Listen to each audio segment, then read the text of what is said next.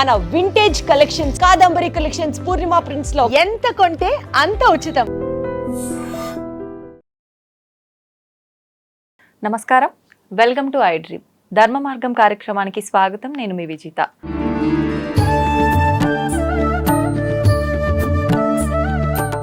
ప్రస్తుతం మనతో పాటు ఉన్నారు శ్రీ విద్యా ఉపాసకులు. గత కొన్ని సంవత్సరాలుగా ఎంతో మందికి ఉపాసన శిక్షణ ఇచ్చిన వారు శ్రీ శ్రీ శ్రీ గురు కరుణామయ్య గారు. ఇప్పుడు గురుగారితో మాట్లాడి మరిన్ని విషయాలు తెలుసుకుందాం.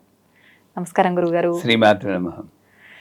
గురుగారు, శ్రావణ మాసం వచ్చింది అనగానే ఒక మంచి పండగ వాతావరణము, ఎక్కువగా మాసం అంతా కూడా శుభకార్యాలుకి పెట్టింది పేరుగా మాట్లాడుకుంటూ ఉంటాము. గృహప్రవేశాలు, పెళ్ళిళ్ళు, రకరకాల పండుగలు, పబ్బాలు, పర్వదినాలు, ఫుల్ బిజీ బిజీ బిజీ. అసలు ఆడవాళ్ళకి మామూలు హంగామా హడావిడి ఉండదు ఈ నెలంతా కూడా. మగవాళ్ళ పస్తులు ఖాళీ అవుతుంటాయి, ఆడవాళ్ళ బుట్టలు నిండిపోతుంటాయి పళ్ళతో. అదే శ్రావణ మాసం. అంతే అంటారా గురుగారు? అయితే వ్రతాలు ముఖ్యంగా, రకరకాల పూజలు, ఎన్నో రకాల ఆలయాలకు వెళ్ళడం, దర్శించుకోవడము, రకరకాలుగా చేస్తూ ఉంటారు.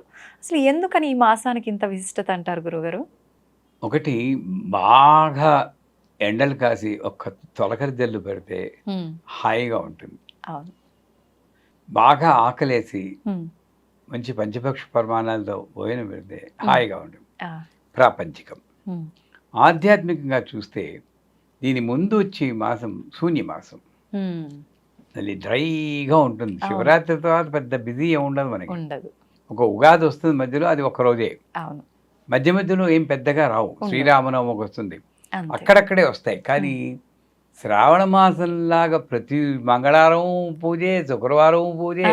అది శ్రావణ మాసం మధ్య మధ్యలో కృష్ణుడు వస్తూ ఉంటాడు, మధ్య మధ్యలో వరాహ జయంతి అంటారు, హయగ్రీవ జయంతి అంటారు.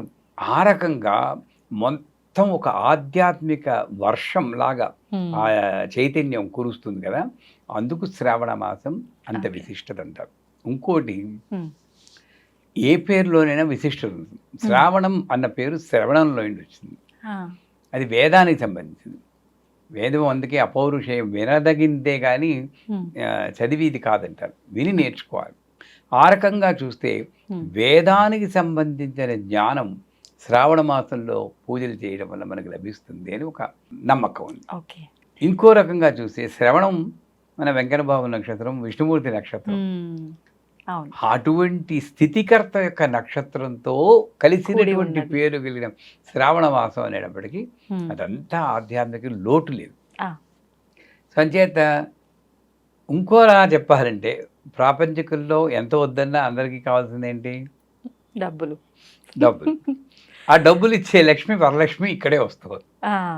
ఈ రకంగా చూసినా కూడా శ్రావణ మాసంలో అందరి దేవతల కన్నా మనకి చాలా ముఖ్యమైన లక్ష్మీదేవి అక్కడ ఉంటుంది. కాబట్టి అటు విష్ణుమూర్తి, ఇటు పద్మనాభ సహోదరి కృష్ణుడు వస్తున్నాడు, విష్ణుమూర్తి వస్తున్నాడు, లక్ష్మీదేవి వస్తుంది.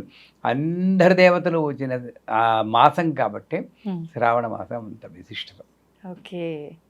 మరి ఇప్పుడు ప్రతి ఒక్క తిథి, ప్రతి ఒక్క వారము ప్రత్యేకతతో కూడుకున్నదనే మాట్లాడుకున్నాం కదా గురు. ముఖ్యంగా సోమవారం, మంగళవారం, శుక్రవారం, శనివారం, ఈ 4 మాత్రం ఇంకా ప్రత్యేకంగా పూజలు చేస్తూ ఉంటాం. ఏ రకంగా చేయొచ్చు అంటారు? నన్ను అడిగితే నేను టోటల్ ఎగెయిన్స్ట్. ఏ రోజు భగవన్నామని చెప్పుకుంటావో ఆ రోజు అంతా కూడా విశిష్టతే.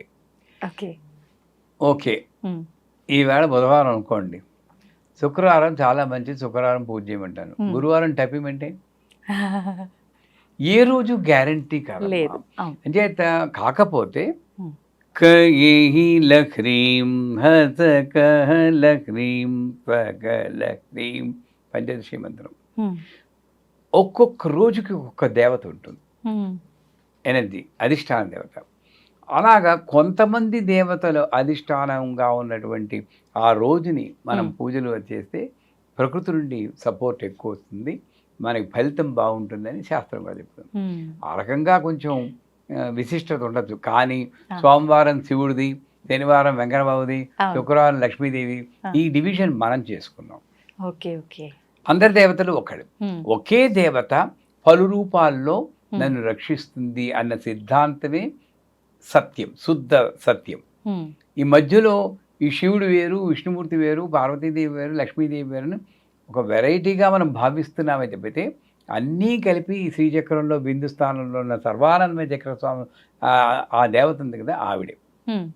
అంచేత శ్రావణ మాసంలో ఇవన్నీ వదిలే వెంకటేశ్వర స్వామి కాబట్టి విష్ణుమూర్తి యొక్క ఇంకొక అవతారం కాబట్టి శనివారం నాడు వెంకటేశ్వర స్వామి పూజ చేస్తే మంచిది.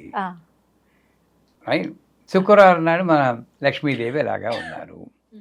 మంగళవారం నాడు మంగళగౌరీ దేవత కొత్తగా పెళ్ళైనటువంటి పెళ్లి కూతుళ్ళకి చాలా మంచిది అంటారు. నిజానికి చెప్పాలంటే గౌరీ పూజని పెళ్లిళ్ళలో చేస్తూ ఉంటారు. అవును గురుగారు. నమ్మకం ఉందా? ముహూర్తానికి ముందు అమ్మాయిని కొంతమంది బుట్టలో కూర్చోబెట్టి తెస్తూ ఉంటారు. మా పద్ధతుల్లో చేస్తాం. ఏది ఏమైనా ఆ గౌరీ పూజ ఎందుకు చేస్తారు? దంపత్ అభివృద్ధ్యర్థం మన మంత్రతో కంకణం కడతారు తోరం అమ్మాయికి. ఆ గౌరీ సంసారాన్ని రక్షిస్తుంది, ఆ శక్తి ఇస్తుంది. అన్ఫార్చునేట్లీ ఈ రోజుల్లో నేను చెప్తూనే ఉంటాను, 9 గంటలకి ముహూర్తం అయితే మనం గౌరీ పూజ 6 గంటలకు మొదలెట్టుకోవాలి. ఓకే, 1 గంట చెయ్యాలి. లలితా సహస్రనామం చదవాలి, అందరు మొత్తం ఐదువుల్ని పిలవాలి, వాళ్ళందరూ కలిపి ఆ పూజలో పాల్గొని ఆ అమ్మాయికి బొట్టు పెడితే వీళ్ళ సౌభాగ్యం అంతా కలిపి ఆ బలం, సౌభాగ్య బలం, మాంగళ్య బలం అంటారు, ఆ మాంగళ్యానికి బలం చేకూరుతుంది.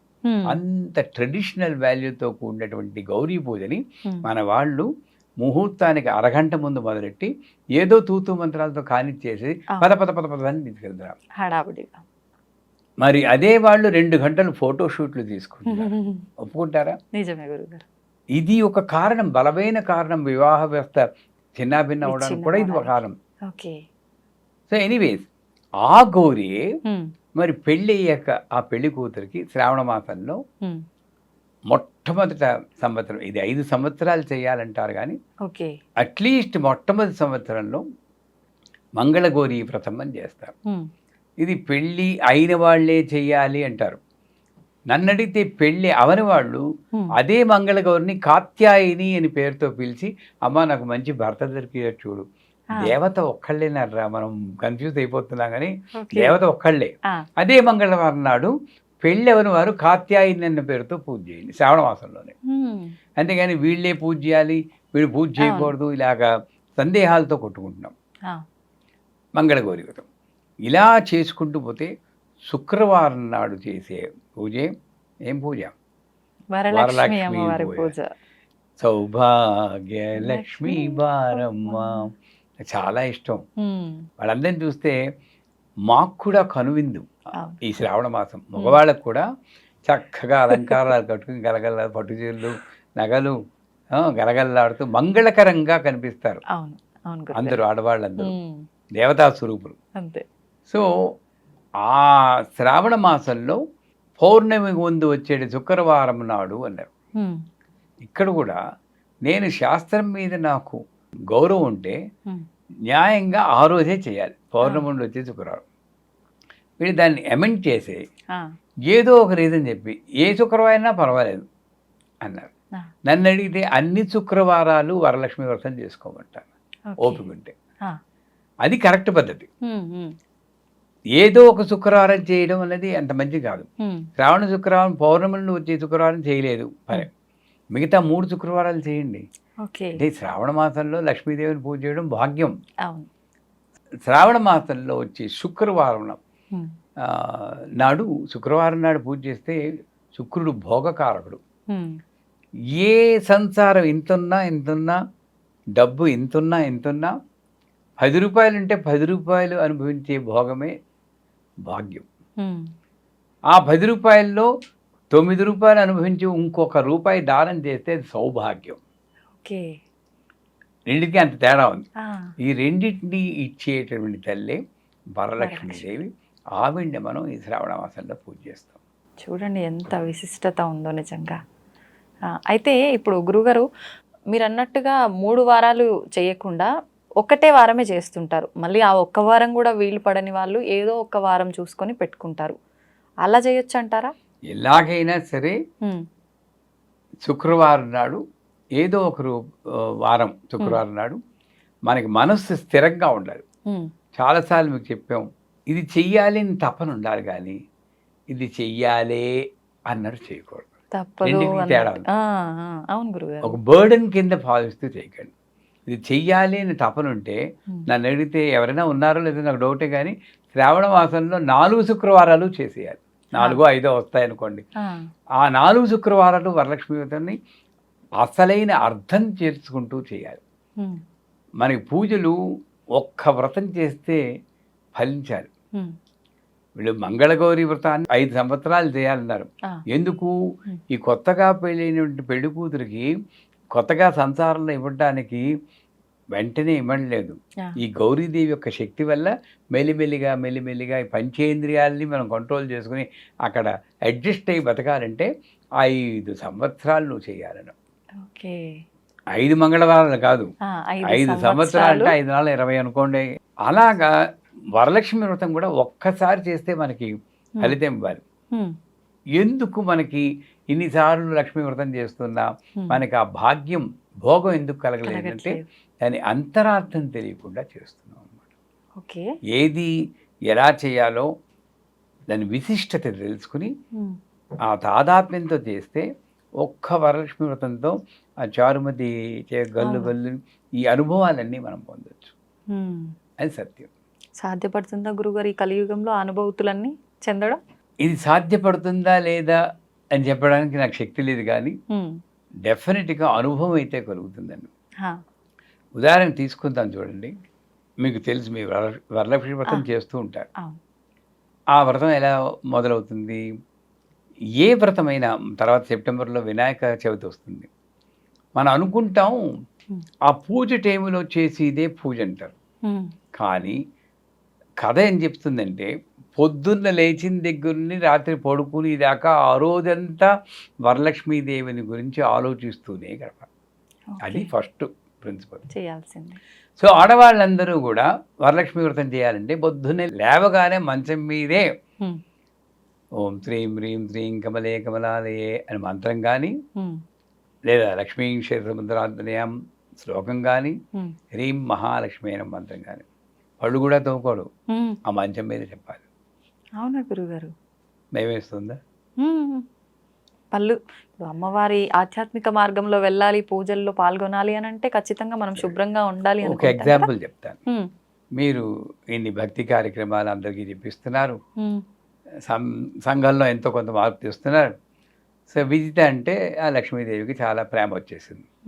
మీరు రేపు పడుకుంటారు, ఇలా పడుకోగానే రేపు పొద్దున్నే శ్రావణ మాసంలో తడుతుంది, అమ్మ విజిత నేనే లక్ష్మీదేవిని నేను అనుగ్రహించడానికి వచ్చాను. ఇప్పుడు ఎక్స్క్యూజ్ మీ పడుదోకుని వస్తానంటారా? చెప్పండి. అస్సలు మరి పడుదోకురండి, ఈ లోపల ఆవిడ పోతుంది. మరి అదే మరి అప్పుడు లేని లాజిక్ ఇప్పుడు ఎందుకు వచ్చింది మీకు? అమ్మో, అప్పుడు అమ్మవారిని ఎలా కాదంటాం గురుగారు ముందు ప్రత్యేక. ఎందుకంటే ఇక్కడ లేదని మీకు చాలా నమ్మకం కాబట్టి తీరుబడిగా పడుతూ అవుతున్నాం అంతే. అక్కడ అమ్మ వచ్చేసింది నమ్మకం ఉంది కాబట్టి పడుదోకు కూడా నేను చెప్పగలను. ఓకే, ఇక్కడ తోవడం కాదు, ఇక్కడ తెలవాలి. అంటే అక్కడే చెప్పేసి స్నానపు గదిలో కూడా అమ్మవారి శ్లోకాలు చెప్పుకుంటూ ఓం నమో భగవతే వాసుదేవాయ. ఏ పతివ్రతకైనా భర్త పేరు చెప్తే ఇంకా పొలగించిపోతుంది, లక్ష్మీదేవి వాసుదేవుడి పేరు చెప్తే ఇంకా పొలగించిపోతుంది. అదే ఓం నమో భగవతే వాసుదేవాయ మంత్రంతో స్నానం చేయండి. మీ వరలక్ష్మి వ్రతం స్టార్ట్ అయిపోయింది, అప్పుడే మంచం మీద అయిపోయింది, ఇదైపోయింది. తర్వాత పూజ గదికి వస్తారు. ఈ వంట వండుతున్న ప్రసాదాలు 9 నైవేద్యాలు చేస్తారా, ఒక నైవేద్యం చేస్తారా, అది కూడా నేను డిబేట్లోకి వెళ్ళను. వాళ్ళు 9 నైవేద్యాలు చేయాలి, ఇన్ని నైవేద్యాలు చేయాలంటారు. ఎందుకంటారు? నేను ఇంతే నైవేద్యం చేస్తే ఆ నైవేద్యం కాస్తే నేను తినేస్తాను, ఇంకోటి పంతను. నేను 9 నైవేద్యాలు ఇంత చేస్తే 10 మందికి పంచడం కోసం అందరికీ పంచిదే మహానైవేద్యం. నేను ఒక్కడిని తింటే అది నైవేద్యం. ఇంత తేడా ఉంది. మహానైవేద్యం అంటే ఇది కాదు. సో నా శక్త్యానుసారం పిండి వంటలు చేసుకుని అన్ని స్వీట్లు నేను తింటే ఏమవుతుంది? నాలాగా డయాబెటిక్ వస్తుంది నాకు వచ్చినట్టు. నేనే పంచాలి. అక్కడ కూడా భేదభావం లేకుండా ఇంట్లో పని చేసే పని మనిషికి కూడా నేను పంచగలగాలి. పంచని వాళ్ళు చాలామంది ఉన్నారు. మామూలు పట్టు చీర కట్టుకునే వాళ్ళకే పంచుతారు, మిగతా వాళ్ళు పనికిరారు వాళ్ళకి. ఇది చాలా తప్పు. సో వంట గదిలో వంట చేస్తున్నంతసేపు కూడా లేక ఒకసారి చెప్పుకున్న విగ్రహాలన్నీ గదుల్లోనూ అవును. పెట్టుకొని మా జ్ఞాపకం ఉందా ఓ రోజు చెప్పుకున్నాం. అవునవును. అలాగా ఆ విగ్రహం అన్నపూర్ణమ్మ అక్కడ ఉంటుంది కాబట్టి అక్కడ కూడా అన్నపూర్ణమ్మలో లక్ష్మీదేవిని చూస్తూ ఏదో ఒక శ్లోకం లక్ష్మీ అష్టోత్తరం కానీ లక్ష్మీ సూక్తం కానీ చెప్పుకుంటూ కానీ మీకు రాదు యూట్యూబ్లో వింటూ. పెట్టేసేయండి, ఆడియో పెట్టండి, అది వింటూ కలిగి పెట్టండి, భగవన్నామని చెప్తూ కలిగి పెడితే అది అమృతం అవుతుంది. అది నిజమైన నైవేద్యం. ఓకే. బా చాలా టైం అయిపోయింది, వరలక్ష్మి వ్రతం ఇంకా ఎప్పుడు అవుతుందో ఏమిటో, మళ్ళీ నేను షూట్కి వెళ్ళిపోవాలి అనుకుంటూ చేస్తే ఆ చక్కెర పొంగల్లో ఎక్కడ మిమ్మల్ని అంటలేదు. అంటే ఆ చక్కెర పొంగల్లో ఎక్కడ నైవేద్యం, అది ఎనర్జీ ఎక్కడ ఉంటుంది? అవును. ఆ రోజంతా కూడా అనమాట. అందుకే వాళ్ళు క్లియర్గా చెప్పాడు, ఆ రోజంతా కూడా లక్ష్మీదేవిని గురించి ఆలోచిస్తూ ఉండాలి. అయిపోయింది. పూజ గదికి వస్తారు. పూజ గదికి వచ్చాక అక్కడ ప్రతి అంశము కూడా చాలా ముఖ్యం. పీఠం ఏర్పరచాలన్నారు. ఠా తీసేస్తున్నాం, పేట వేస్తున్నాం. అక్కడ ఠా అని ఎందుకు పెట్టాడంటే, ఠా అంటే సంస్కృతంలో నిలువు అని అర్థం. విఠల్ అన్న పదం ఎలా వచ్చిందంటే ఈంటి పెలిస్తే ఠల్ ఒక ఇటుక వేసి అక్కడ నిలబెట్టాడు. కాళ్ళు పడుతున్నాను అమ్మవారికి, అమ్మా నాన్నకి నిల్చొని ఆయన ఇది పెట్టేకి వస్తా అన్నాడు. అంత గొప్పవాడు నామదేవ్. అదే ఇంటి ప్లస్ టల్ దాని మీద నిలుస్తున్నాడు ఎవరు? కృష్ణుడు. అంచేత విఠల్ అయింది అది. అంటే ఠ అంటే అక్కడ పీఠం స్థిరంగా. ఎప్పుడు పీఠం అవుతుంది? మీరు వేసేది పీట వేసినా హ్రీం మహాలక్ష్మే నమః, హ్రీం మహాలక్ష్మే నమః, హ్రీం మహాలక్ష్మే నమః ఆ చిన్న మంత్రం చదువు. అది చెప్తే వెంటనే నాకు కమెంట్లో వస్తాయి, హ్రీంకారం నేను చెప్పచ్చా అండి? చెప్పచ్చా గురుగారు? ఇంకోళ్ళు నేను తిట్టచ్చా అండి అని ఎవరు ఎందుకు అడగరండి? మంచి చేయమంటే అది చెప్పచ్చా అండి అంటారు. ఇంకోళ్ళని తిట్టచ్చా అండి ఎందుకు ఎవరు? చెడు మాత్రం మీరు చేసేస్తున్నాం, మంచి చేస్తూ చెప్తుంటే వినిపించుకోవట్లేదు, అందరూ చెప్పచ్చు. హ్రీం అనేది హృలేఖా బీజం. అంటే ప్రతి ఒక్కళ్ళు హ్రీం మహాలక్ష్మి అని అనుకుంటూ ఆ పీట వేయండి. దాని మీద ఒక గట్టి అంచుగల వస్త్రాన్ని పరచాలంటారు. అక్కడ కూడా స్పెసిఫికేషన్ చెప్తారు. గట్టి అంచు అంటే నమ్మకం, మొక్కవోని నమ్మకం. అంతేగాని ఇన్ని సంవత్సరాలు చేస్తున్నాను అయినా ఏమీ రావట్లేదు అనుకుంటూ నీరసపడుతూ కొంతమంది మన క్వశ్చన్లోనే వస్తుంటుంది. అది గట్టెంచేది అసలు అంచేలేదు, పోగులే లేవు దానికి. గట్టెంచి అంటే భగవంతుడి మీద ఉన్న నమ్మకం. ఈ మాత్రం భాగ్యం ఇచ్చింది. ఎంతమందికి దొరుకుతుంది పూజ చేసుకుని భాగ్యం? ఆ వంద తర్వాత కండిషన్ పెడతాడు, ఆ వస్త్రం కనబడకుండా అంత బియ్యం పోయాలి. అంటే ఏమిటి? వస్త్రం మాయ అయితే మాయని కప్పేసే భక్తి నాకుండా. ఒక్కొక్క బియ్యపు గింజ ఒక్కొక్క భక్తి బియ్యం. అక్కడ కూడా మన వాళ్ళు కొంతమంది ఉద్దండులు అది ఇంకోళ్ళకి ఇచ్చేది కానీ రేషన్ బియ్యం వేసుకుంటారు. అవునా? మనం తినడానికి బాసుమతి, పక్క వాళ్ళకి రేషన్. తప్పేనా? ఇంకా వరలక్ష్మి ఏముంటుంది అక్కడికి? ఉన్నది కలశమే, ఏమీ లేదు అక్కడ. అంటే మంచి బియ్యం పోసి ఆ వస్త్రం కనబడకుండా అంత భక్తిగా ఒక్కొక్క బీజంతో ఒక్కొక్క మంత్రం చెప్తున్నట్టు అంత అన్నిసార్లు చెప్పుకుంటాం. అయిపోయింది. మధ్యలో కలశం పెట్టారు. ఎక్కడ చెప్పుకున్నా తెలియదు. కలశము అంటే అక్కడ పెట్టి ఇది కథలో చెప్తాడు. కలశము బంగారముతో కానీ వెండితో కానీ ఇత్తడి లేక రాగితో కానీ తుదకు మట్టితో కానీ చేసి పెట్టాలి, లోభత్వం పనికిరాదు అంటారు. అంటే ఏమిటి? కలశం ఇక్కడ పెట్టిది కాదు, ఇదే కలశం. కలశస్య ముఖే విష్ణు కంఠే రుద్ర సమాధిత మూలే తత్రతో బ్రహ్మ మధ్యే మాతృగణాసుత కుక్షౌతుసాగరా సర్వే సప్తద్వీప వసుంధర. 7 చక్రాలు ఇక్కడ ఉన్నది, 7 సముద్రాలు. అందుకే కలశంలో నీళ్లు పోయాలి, బియ్యం వేస్తుంటారు. ఈ కలశమే మనం శరీరం. ఆ శరీరంలో ఉన్న ప్రాణశక్తే నీళ్లు. నీళ్లుంటే సరిపోతుందా? అందుకే ఒకసారి ఎక్కడో ఆధ్యాత్మికంలో పెద్ద ఆయన అంటారు, నడిచే శవాలు, పెద్ద అంటే శంకరాచార్య చంద్రశేఖర సరస్వతి, నడిచే శవాల్లా ఉండకూడదు, శివాల్లా ఉండాలని. ఒత్తి ప్రాణం మాత్రం ఉంటే నడిచే శవం. అందువల్ల దాంట్లో ఉండాల్సిన గంధ పుష్ప అక్షతలు వేయమన్నాడు. జ్ఞానం గంధం అంటే అసోసియేషన్. Hmm. ఇది వేస్తూ గంధాన్ని పట్టుకుని అమ్మ నాకు లోపల బయట కూడా మంచి అసోసియేషన్, లోపల ఆలోచనలు మంచిగా ఉండాలి, బయట జనాలు నా చుట్టాలు స్నేహితులుగా మంచిగా నన్ను సన్మార్గంలో నడిపించేటట్టు అంత ధ్యానం చేస్తూ వేయాలి. Hmm. ఎవరు వేస్తున్నాం? గంధం, పుష్పం, అక్షతం పెట్టేసేయడం ఇలా చేయకూడదు. ఆ పట్టుకుని ఒక్కసారి ధ్యానం. ఆ ఒక్కరోజైనా సరే Hmm. ఇంకే ప్రోగ్రాము లేదు నాకు, ఇదే ప్రోగ్రాం. ఇంతగా చేస్తే వరలక్ష్మి వ్రతం ఇంతేనండి, చిన్నదే. ప్రకృతి అయిన వికృతి అయిన చేస్తే అయిపోతుంది. వినాయక చవితి కూడా ఇంతదే. ఎందుకు ఇంత దాంట్లో అంత ఫలితం ఉంటుంది? మొదటి నుండి నేను ఇలా చేస్తే అంత ఫలితం వస్తుంది. ఓకే. గంధం వేస్తూ ఆ ధ్యానం చేయాలి. పుష్పం, మంచి చిన్న పుష్పం తీసుకోండి. అమ్మ నా హృదయం కూడా విశాల హృదయం ఉండేటట్టు అనుగ్రహించు తల్లి, నేరో మైండెడ్ మొగ్గలా కాదు అని చెప్పి అలా తలుచుకుని విశాల హృదయంతో దాన్ని వేస్తారు. అక్షతలు నడుం విరక్కూడదంటారు. అక్షతలకి విరిగిన నూకలా వేస్తుంటారు కొంతమంది, రవ్వలాగా. అసలు విరక్కూడదు. అందుకే బాస్మతి రైస్ని తీసుకుని కొంచెం పసుపు కలిపి ఒక చుక్క నెయ్యి వేసి దాంతో అక్షతలు చేసుకోవాలి. నీళ్లు కలిపి చేస్తే అది మెత్తబడిపోయి విరిగిపోతుంది. అవును గురుగారు. విరిగితే దాని క్షతము కానిది అక్షత అంటే విరగంది. ఓకే. విరగంది అని చెప్తే నేను విరిగిన రవ్వ వేస్తే ఉపయోగం ఉంది. ఆ అక్షతలు పట్టుకుని అంటే మొక్కవోని సంకల్పం అంటారు. అమ్మవారు నన్ను రక్షిస్తుంది, నాకు భాగ్యం ఇచ్చింది, ఇస్తుంది కూడా అని చెప్పి అది ఈ 3 వేసాక పంచ పల్లవములు పెట్టమంటారు. 5 ఆకులు. కానీ డిస్క్రిప్షన్ రావి, మర్రి, వేప, మామిడి అంటారు. అవన్నీ వెళ్ళొద్దు మనం. ఎప్పుడు దొరికి 5 మామిడి ఆకులు కానీ 5 తమలపాకులు కానీ తిరగేసి పెట్టాలి ఆ కోస పైకి వచ్చేటట్టు. అదే 5 ఇంద్రియాలకు సంకేతం. కూడా మనమే అక్కడికి వస్తున్నాం. ఇక్కడ ఉన్నదే దేహము, ప్రాణము, వాసనలు, ఆధ్యాత్మిక వాసనలు, ఇంద్రియములు వచ్చాయి. దీని మీద ఒక కొబ్బరికాయను పెట్టాలి. ఇక్కడ కూడా పీచు తీసేయాలా, పీచు ఉంచాలా, రెండూ కరెక్టే. పీచు తీసేది కరెక్టే, పీచు తీయకపోవడం కరెక్టే. నేను పీచు తీయను, కానీ తీసేవాడు తీస్తే 3 కన్నులు కనబడతాయి. ఆ కళ్ళు కనబడడం కోసం తీస్తారు వాళ్ళు. మూసుకుపోయి కళ్ళు కనపడడం అంటారా? నేను పీచుంటే అందంగా కనపడుతూ కాస్త రవికలు బాగా పెట్టద్దని నేను. రెండూ కరెక్టే. వాళ్ళది తప్పు కాదు, నాది తప్పు కాదు.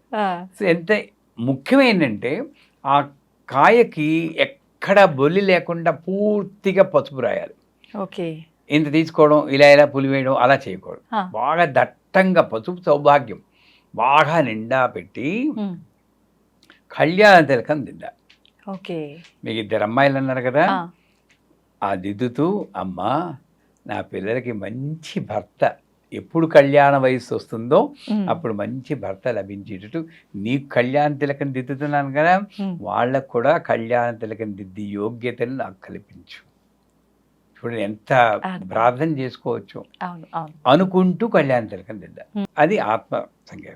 దీని మీద మన సమోసాలాగా మడత పెట్టి చేస్తారు కదా, సమోసా మడుపు ఆ మడుపు అలా మడిచి రవికుంటని వెంటనే సమోసా మీద పోతుంది దృష్టి.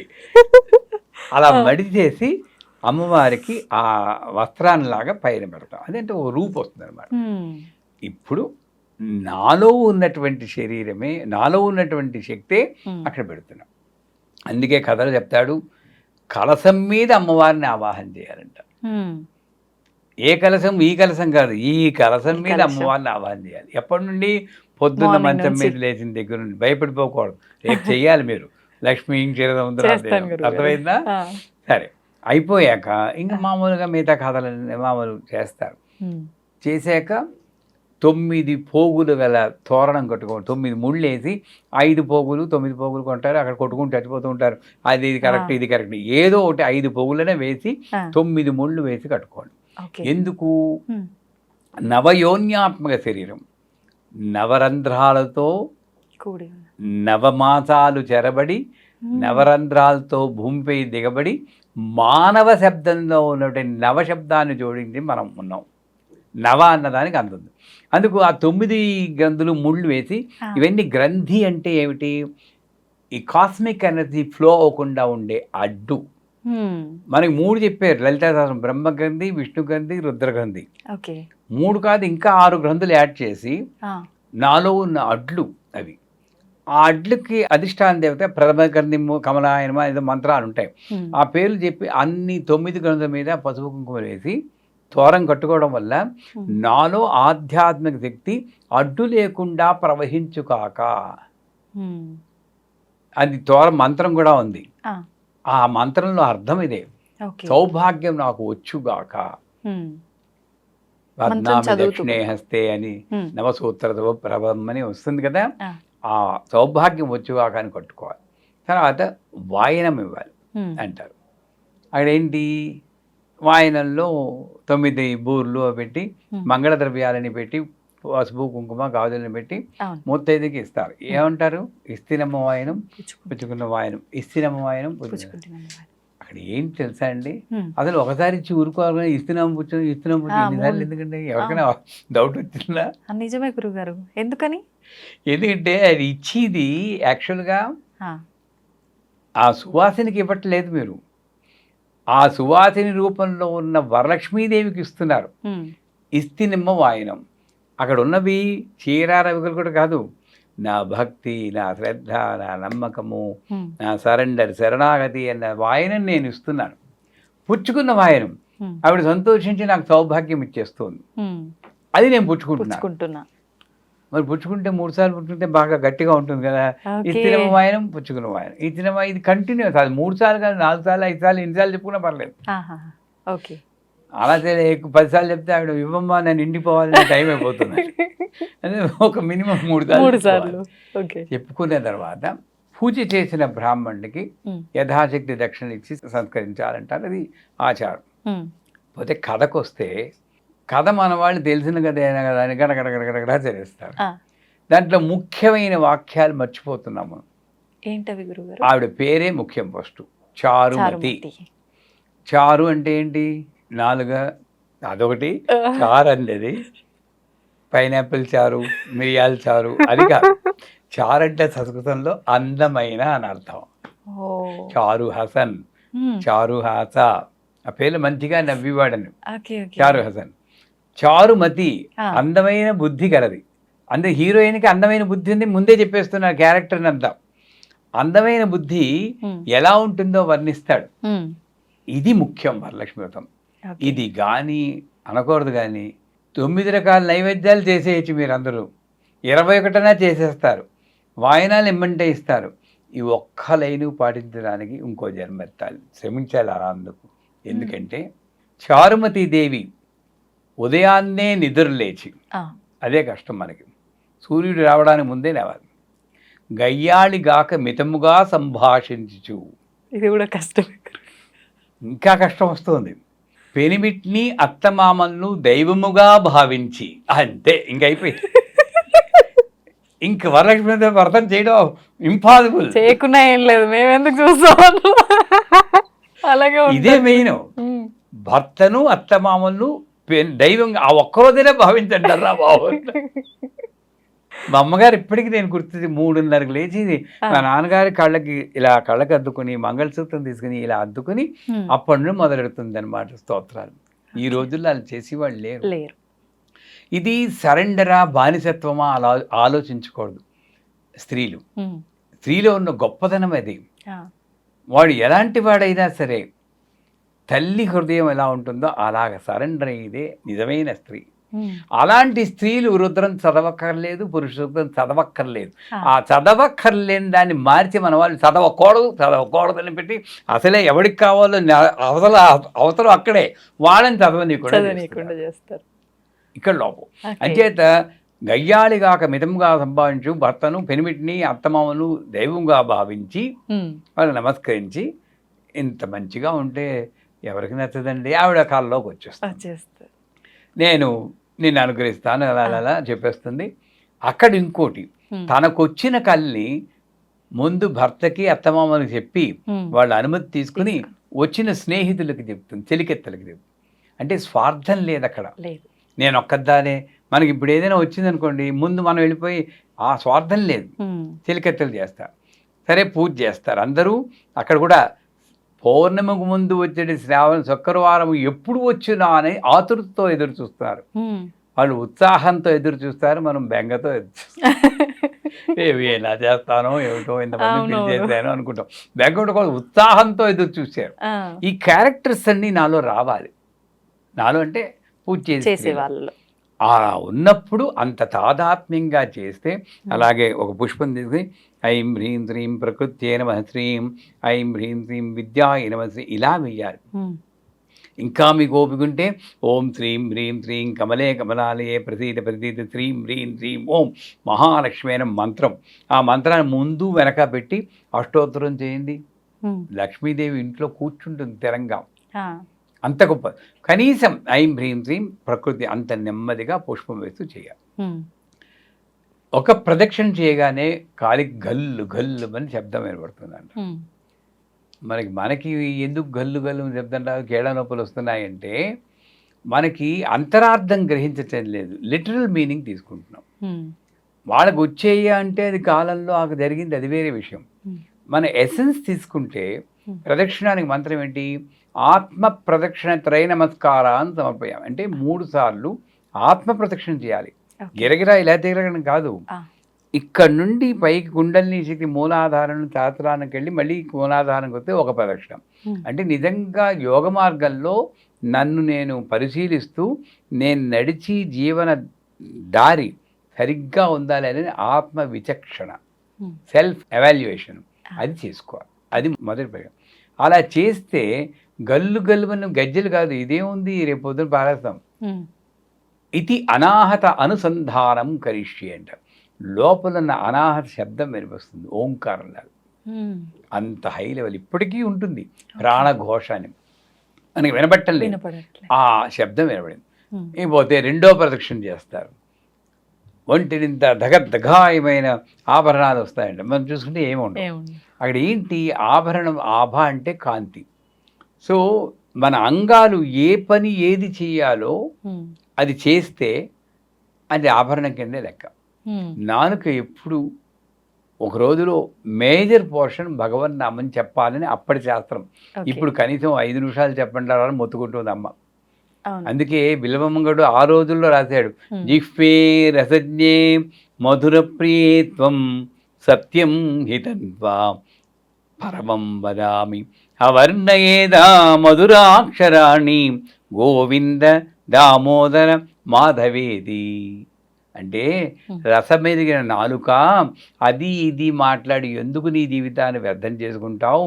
3 పదాలు ఉన్నాయి, గోవింద దామోదర మాధవ. 3 పదాల్లో ఒక్క పదం చెప్తే నీ జన్మ చరితార్థం అవుతుంది. ఒక నాలుగుకి అంత వాల్యూ ఇచ్చాడు విలువంగళ్ళు. ఈ దేహాన్ని ఎంత ఉపయోగిస్తున్నాం? పొద్దున్న లేతే ఏమని అరుస్తుంటాం కదా. ఇలా అరవకుండా నాలుకని కొంత భాగమైనా సరే అమ్మవారి స్తోత్రమో ఏదో స్తోత్రం, ఇది ఆభరణం. ఇలాగ ప్రతి శరీరం ఇస్తూన చెయ్యి ఆభరణం, ఇది గాజులు. ఇస్తూన చెయ్యి ఎప్పుడు వింటున్నది, ఇది దుద్దుడు. ఇలాగా ఆలోచిస్తే ప్రతిదీ ఆభరణమే. అటువంటి ఆధ్యాత్మిక చైతన్యం వచ్చింది. 3వ ప్రదక్షిణ చేస్తారు. వాళ్ళని ఇళ్ళకి తీసుకువెళ్ళడానికి గుర్రాలు ఏనుగులు పూల్చిన బంగారు రథాలు వస్తాయంట. అంటే స్త్రీలందరికీ అది స్వార్థం అని అన్ను, భర్త కన్నా ముందు వెళ్ళిపోవాలనుకుంటారు అందరూ. అంటే ఇది ఒక రకంగా ఏంటంటే మన సమాజం భర్త లేని స్త్రీని అంత లోకుగా చూస్తుంది కాబట్టి ఆ స్థితి అంటే భయం.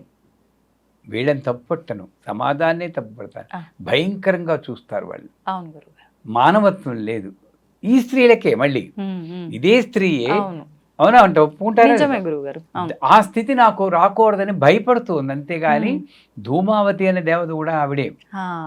అంచేత ఇళ్ళకి తీసుకెళ్ళడానికి గుర్రాలు ఏనుగులు పుంచిన రథాలు చేయంటే సౌభాగ్యవతిగా భర్త ఒళ్ళో తలపెట్టుకుని దైవనామస్మరణ చేస్తూ హాయిగా అలా వెళ్ళిపోయే సౌభాగ్యం వస్తుంది.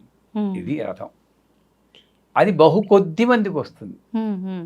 అటువంటి సౌభాగ్యాన్ని ఇచ్చేటువంటి వరలక్ష్మి వ్రతం ఈ చెప్పిన విధంగా మనం ఇక మీదట వచ్చి శుక్రవారం నాడు ప్రతి స్త్రీ చేయగలిగితే కొంత కాకపోతే కొంత అర్థం చేసుకుంటూ ఆ భావనతో చేస్తే తర్వాత ఇది అయిపోగానే వాయినాలు ఇస్తారు. ఆ వాయినాలు ఇచ్చేటప్పుడు కూడా బుట్టలో బత్తాయి పళ్ళు పెట్టుకుని ఉసురు ఉసురుమంటూ మెట్లెక్కి వెళ్తారు. ఏం లాభం? ఆడికి వెళ్ళాక ఆ స్త్రీకి కాళ్ళకి పసుపు రాస్తున్నప్పుడు అమ్మవారి కింద భావించి రాయాలి. ఆవిడ మాట్లాడకుండా ఉండమన్నారు ముందే. ఓకే. ఇలా కూర్చోవాలి విగ్రహంలాగా. గంధానగానే వీళ్ళు ఇలా అంటూ ఉంటారు. ఏముంది అక్కడ? అవేర్నెస్ ఎక్కడ ఉంది? అరటిపండు దగ్గర నో అంటూ ఉంటారు. ఇంక సువాసన దేవతారూపం ఎక్కడుంది? అమ్మలక్కలాగా ఉంటారు. అలా కాకుండా అమ్మ నువ్వు దేవతని పరిస్థితి దేవతలా నా ముందు అని గంధం మెల్లిగా రాయాలి. అరటిపండు తీసి కింది పెదవికి ఇలా తగిలించాలి. ఇది కరెక్ట్. తినిపించేసేయకూడదు. ఆ పువ్వులని చెప్పి వాడు కరెక్ట్గా ధ్యానం ఉంటే మీరు ఇలా పీకేసి హింస పెట్టేది దాంట్లో దొరుకుతారు. ఏమిటి అంత తెలీదు. ఆ పువ్వులు తీసుకెళ్ళి ఒళ్ళో పెట్టాలి. వస్త్రాలు ఒళ్ళో పెట్టాలి. చివరగా ఇక ఏ మాటలు మాట్లాడకూడదు. పశువు రాస్తున్నా మీ అబ్బాయికి పెళ్లి కుదిరిందా, మీ అక్కడ చేస్తుంది, చీర బాగుంది అంటారా లేదా? నేను తప్పట్టకండి నన్ను ఇలాగే చేస్తున్నారు. అందుకే వరలక్ష్మి వ్రతాలు ఉత్తిన నామకే వస్తాయి. ధ్యానంతో హ్రీం మహాలక్ష్మి హ్రీం మహాలక్ష్మి ఆవిడ చేయాలి, ఈవిడ కూర్చోవాలి. చివరిగా ఒళ్ళో అమ్మవారి ఒళ్ళో తలబెట్టి మంత్రసిద్ధిర్భూయాత్ అనే మంత్రం. మంత్రసిద్ధిర్భూయాత్ అంటే నేను ఏ స్తోత్రం చెప్తున్నానో అది ఫలించేటట్టు అనుగ్రహించు తల్లి. పోయి సంస్కృతం రాదు, తెలుగులో చెప్పండి. ఈనాడు పూజ చేస్తున్నానమ్మా, అది ఫలించేటట్టు అనుగ్రహించు తల్లిని అమ్మని పట్టుకున్నట్టు అలా పట్టుకుని తలపెట్టాలి. ఇది సువాసిని పూజ. చేయమని అందరు నేను ఈసారి చేస్తాం గురుగారు. ఒకసారి ఇలా చేస్తే వరలక్ష్మీదేవి అంటే అష్టలక్ష్ములతో కూడిన మహాలక్ష్మి మన ఇంట్లో ఉంటుంది, అందులో సందేహం లేదు. తప్పకుండా ఈసారి మీరు చెప్పినట్టుగానే పాటిస్తాము, చేస్తాం గురువుగారు. నెక్స్ట్ టైం మీరు వచ్చిన తర్వాత మాట్లాడుకుందాం.